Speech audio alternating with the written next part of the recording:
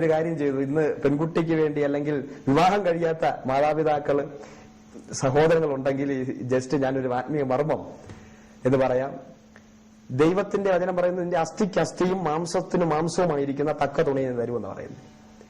അപ്പം ഒരു prophetical action എന്ന് പറയുന്നത് പോലെ നീ സൃഷ്ടിക്കപ്പെട്ടപ്പോൾ തന്നെ നിന്റെ അസ്ഥിക്കും നിന്റെ മാംസത്തിന് മാംസവുമായ പെൺകുട്ടി സൃഷ്ടിക്കപ്പെട്ട് കഴിഞ്ഞു. പക്ഷെ എവിടെയാണ് ഇരിക്കുന്നത് എനിക്കറിയത്തില്ല. അത് ആത്മലോകത്ത് മറഞ്ഞിരിക്കുക. അതിനെ യേശുവിൻ നാമത്തിൽ വിളിച്ചു വരുത്തുക. അത് ഞാൻ ചെയ്തതാ, എന്റെ ജീവിതത്തിൽ അനുഭവം. ഞാൻ പറഞ്ഞ യേശുവിൻ നാമത്തിൽ എനിക്ക് അവകാശപ്പെട്ട എന്റെ കൂടെ കഴിയേണ്ട പെൺകുട്ടി ഈ ലോകത്തിൽ എവിടെയാണെങ്കിൽ അവൾ യേശുനാഥത്തിൽ വരട്ടെ. ഞാൻ വിളിച്ചു പറഞ്ഞു. വിളിച്ചു പറയാൻ തുടങ്ങിയപ്പോൾ ഞാൻ വിവാഹം കഴിക്കുന്ന പെൺകുട്ടി കറക്റ്റ് സമയത്തിന് വന്നു ചേർന്നു. എന്നോട് കർത്താവ് പറഞ്ഞു, ഈ വിവാഹം നടക്കുന്നതിന് 3 മാസത്തിന് മുമ്പ് ദൈവാത്മാവ് എന്നോട് പറഞ്ഞു, 2 വിവാഹാലോചന നിനക്ക് വരും. ഒന്ന് ദൈവഹിതം പോലെ എന്റെ ഹിതപ്രകാരം നിന്റെ കുലത്തിൽപ്പെട്ടത്. രണ്ടാമത് ഒരു ചോയ്സും കൂടെ നിനക്കുണ്ട്. ഇത് രണ്ടിൽ ഏത് വേണമെന്ന് നിനക്ക് തിരഞ്ഞെടുക്കുക. അതുപോലെ ദൈവാത്മാവ് പറഞ്ഞതുപോലെ തന്നെ 2 വിവാഹാലോചന വന്നു. ഒന്ന് പറഞ്ഞത്, നിങ്ങളുടെ മിനിസ്ട്രി നിങ്ങൾക്ക് ബിസിനസ് ചെയ്യണമെങ്കിൽ ബിസിനസ് എന്തും ചെയ്യാൻ ഞങ്ങൾക്ക് പണം തരാം. പക്ഷേ മറ്റൊന്ന് വന്നത് എന്റെ കുലത്തിൽപ്പെട്ട ഇതൊന്നുമില്ല, ദൈവഹിതം എന്ന് പറഞ്ഞ എന്റെ ഹിതം അനുസരിച്ച് ഒരു പെൺകുട്ടി, ആ പെൺകുട്ടി. രണ്ടും വന്നു. പലരും പറഞ്ഞു നിങ്ങൾക്ക് പണമാണ് ആവശ്യം, ആത്മീയ ലോകത്ത് വിഷൻ ഉണ്ടെങ്കിലും പണമില്ലെങ്കിലും ഒന്നും ചെയ്യാൻ പറ്റത്തില്ല, അതുകൊണ്ട് നിങ്ങൾക്ക് പണമാണ് ആവശ്യം, രണ്ടാമത്തതിനെ തിരഞ്ഞെടുക്കണം. അപ്പൊ ഞാൻ പറഞ്ഞു 10 ലക്ഷവും ഒരു ഭൂതവും വന്നിട്ട് കാര്യമില്ല. ഞാൻ ഭൂതം ഇറക്കാൻ സമയം വരും 10 ലക്ഷം കിട്ടിയിരുന്നു.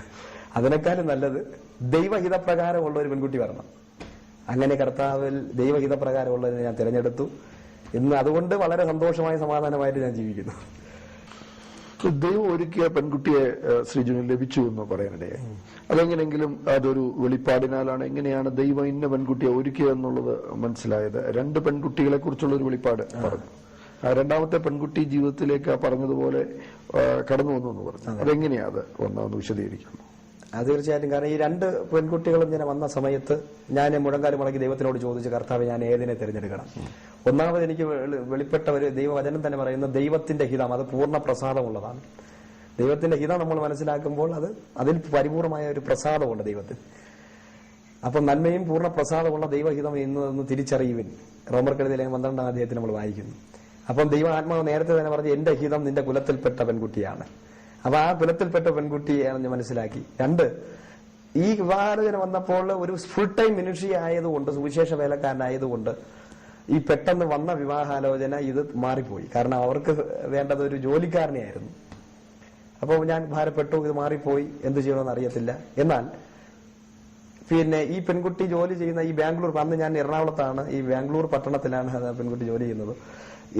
എനിക്ക് അത്രത്തോളം അത് ഞാൻ മറന്നുപോയി. ഈ ആലോചന വന്നതിന് ശേഷം ഇത് മറന്നുപോയി.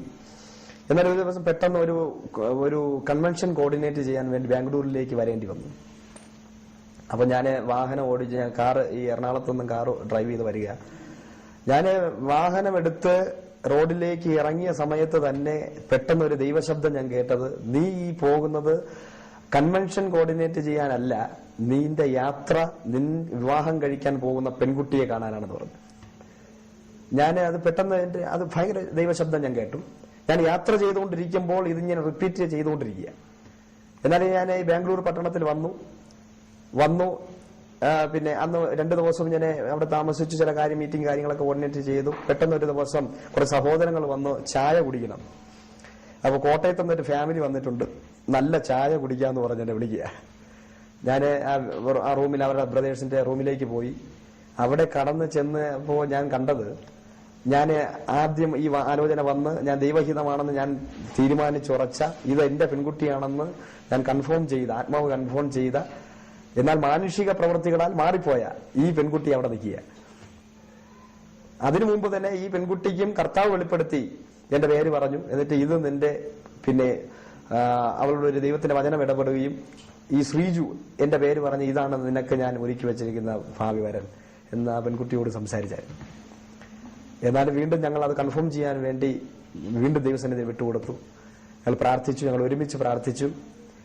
ദൈവാത്മാവ് ഞങ്ങൾ രണ്ടുപേരും സംസാരിച്ചു. എന്നാൽ ആദ്യം പ്രതികൂലമായിരുന്ന സകലരും ഞങ്ങൾക്ക് അനുകൂലമായി. എല്ലാത്തിനേക്കാൾ ഉപരി ദൈവഹിതമാണെന്ന് ഞാൻ പിന്നെയും മനസ്സിലാക്കിയത് ഞങ്ങളെ അത്രയും വർഷങ്ങളായിട്ട് ഞങ്ങളെ വളരെയധികം വിരോധമായിട്ട് ഞങ്ങളോട് സംസാരിച്ച് ഞങ്ങളെ കണ്ടാൽ തന്നെ പിന്നെ കാർക്കിച്ചു തുപ്പുന്ന, ഞങ്ങളെ നിന്ദിച്ചുകൊണ്ടിരുന്ന ബന്ധുക്കളൊക്കെയും ഈ വിവാഹത്തിന് വന്നു. വിവാഹത്തിന് അവർ വന്നത് ഞങ്ങളെ കളിയാക്കാൻ, ഞങ്ങളെ പരിഹസിക്കാൻ, അവിടെ വെച്ച് വീണ്ടും ഞങ്ങളെ പുച്ഛിക്കാനായിരുന്നു. എന്നാൽ ആ വിവാഹത്തിന്റെ ആ ആ ഓഡിറ്റോറിയത്തിൽ വെച്ച് വളരെ ശക്തമായൊരു അഭിഷേകം അവിടെ ഇറങ്ങി.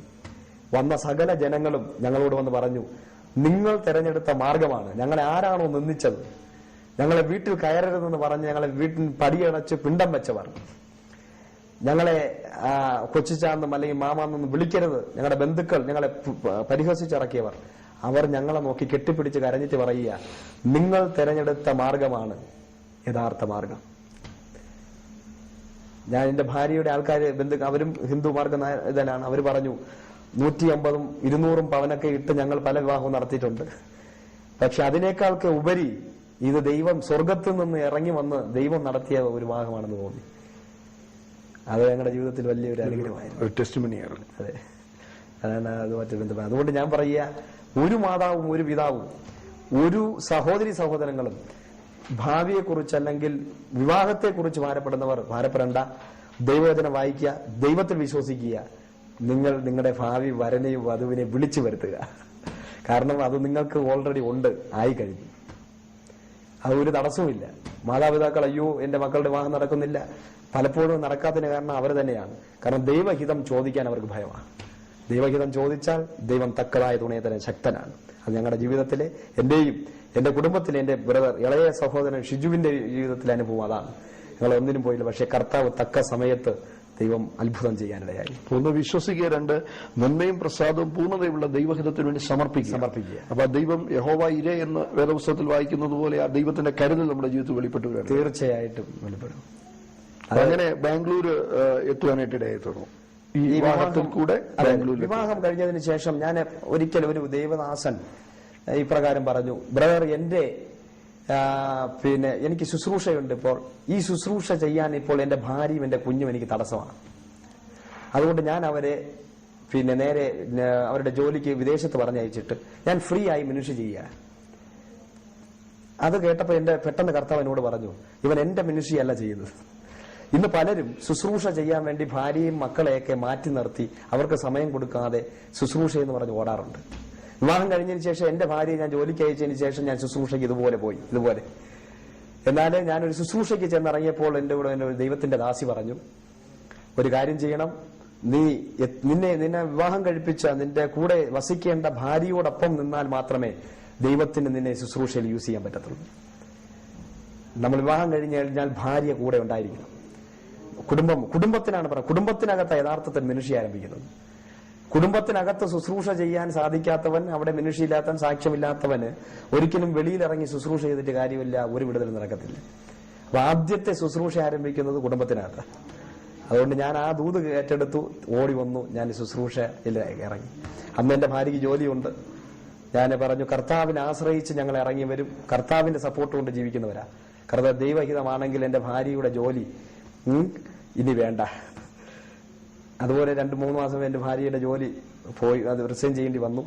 ഞാൻ ഇത് പറയാൻ കാരണം, ഇന്ന് പലരും ഇപ്പോ വേദപുസ്തകത്തിൽ തന്നെ നോക്കുമ്പോൾ പിന്നെ ജനം 10,000-ൽ പരം ജനം കൂടിയിരുന്ന സ്ഥലത്ത് കർത്താവായ യേശു ക്രിസ്തു അപ്പോസ്തലന്മാരെ വിളിച്ചിട്ട് ഈ ജനത്തിന് ഭക്ഷണം കൊടുക്കാൻ പറഞ്ഞപ്പോൾ അവര് അയ്യോ ഇതെങ്ങനെ കൊടുക്കും, കടയുണ്ടോ, ഇവിടെ ഒന്നുമില്ല, ഭക്ഷണമില്ല, ആകെപ്പാടെ 5 അപ്പവും 2 മീനേ ഉള്ളൂ എന്ന് പറയുന്ന ഇന്ന് അനേക പാർഷന്മാർ, അനേക ശുശ്രൂഷകന്മാര് പറയുന്ന ദൈവവേലയ്ക്ക് ഇറങ്ങിയതിനു ശേഷം അയ്യോ ഞാൻ എങ്ങനെ ജീവിക്കും, ഞാൻ എങ്ങനെ മുന്നോട്ട് പോയി, എങ്ങനെ വേദപുസ്തകം കൊടുക്കും.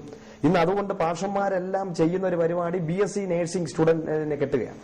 എന്നിട്ട് ഭാര്യയെ ജോലിക്ക് വിടുന്നു, വിദേശത്ത് പോകുന്നു, അവരോടൊപ്പം പോകുന്നു. ഭാര്യയുടെ ജോലിയും ശുശ്രൂഷയും അതിൽ നിന്ന് കിട്ടുന്ന വരുമാനം കൊണ്ട് അതോടൊപ്പം ഇവർ ജോലിയും ശുശ്രൂഷയും ചെയ്യുന്നു. അതിനല്ല ദൈവം വിളിച്ചത്. ഭാര്യയുടെ സപ്പോർട്ട് കൊണ്ട് ജീവിക്കുന്നതിനല്ല കർത്താവ് നമ്മളെ വിളിച്ചത്. കർത്താവ് വേർതിരിച്ച് വിളിച്ചിറക്കിയിട്ടുണ്ടെങ്കിൽ ആ ഭാര്യയ്ക്കും എത്ര മക്കളുണ്ടായാലും മക്കൾക്കും നമ്മുടെ ശുശ്രൂഷയ്ക്കും നമ്മൾ എത്ര ചെലവുണ്ടെങ്കിലും അതിനനുസരിച്ച് തരാൻ ശക്തനായ ഒരു ദൈവമാണ് നമ്മുടെ ദൈവം. പത്രോസ് ഇറങ്ങിയപ്പോൾ കർത്താവിനോട് ചോദിച്ചു, ഞങ്ങൾ സകലവും വിട്ട് അനുഗമിച്ചു, ഞങ്ങൾക്ക് എന്ത് കിട്ടും? ഈ ലോകത്തിൽ തന്നെ ഉപദ്രവങ്ങളോടുകൂടെ 100 മടങ്ങായും വരുവാനുള്ള നിത്യജീവനായി നൽകുന്ന യേശു പറഞ്ഞു. അതെ, ചിലപ്പോൾ നമ്മുടെ ഉള്ളിൽ ആ ആങ്സൈറ്റി ഒക്കെ വരാം, എന്നാലും കർത്താവ് അത്ഭുതങ്ങളുടെ ദൈവമാണ്. അത്ഭുതങ്ങളുടെ ദൈവമാണ്. ഞങ്ങളുടെ ജീവിതത്തിലെ അനുഭവങ്ങൾ ഞങ്ങളെ പഠിപ്പിക്കുന്നതാണ്. ഓരോ ദിവസവും നമ്മൾ അനുഭവിച്ചുകൊണ്ടിരിക്കും അത്ഭുതങ്ങൾ. ₹1 ഇല്ലാതെയാണ് ഞങ്ങള് പിന്നെ ട്രിവാൻഡ്രത്ത് നിന്ന് തൊടുപുഴ ഇറങ്ങിയത്. വെറും 5000 രൂപ ഉണ്ടാകും. തൊടുപുഴയിൽ വന്നപ്പോൾ 5000 രൂപ ഒരാഴ്ച കഴിഞ്ഞപ്പോൾ. ഇന്നും